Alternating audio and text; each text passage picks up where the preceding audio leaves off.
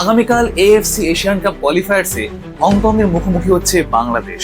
সারা দেশ জুড়ে ফুটবলের উন্মাদনা। বাংলাদেশের সমর্থকরা মনে করছেন এই ম্যাচই হতে পারে বাংলাদেশের ঘুরে দাঁড়ানোর শুরু। বাংলাদেশ শেষ দুটি অফিসিয়াল ম্যাচে ভারতের সঙ্গে গোলশূন্য ড্র আর সিঙ্গাপুরের কাছে 2-1 গোলে হেরেছে। সিঙ্গাপুরের কাছে হারলেও ম্যাচের বেশ কিছু মুহূর্ত, বেশ কিছু পজিটিভ ইঙ্গিত বাংলাদেশকে দিয়েছে নতুন আত্মবিশ্বাসের যোগান।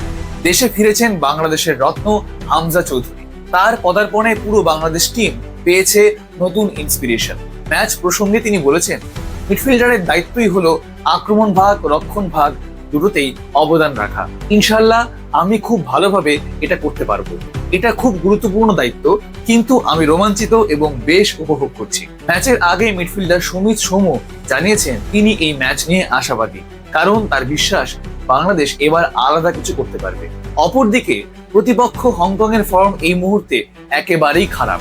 শেষ 3টি ম্যাচের 3টিতেই তাদের পেতে হয়েছে হারের স্বাদ।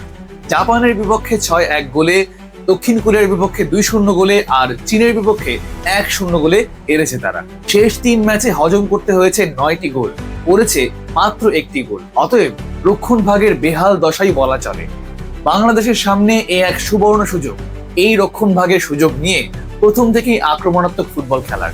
কোচও হয়তো তাই চাইবেন, কিন্তু অ্যাগ্রেশনের পাশাপাশি মিডফিল্ড ও ডিফেন্সে ব্যালেন্স করে খেলতে পারলেই জয় তুলে আনা সম্ভব।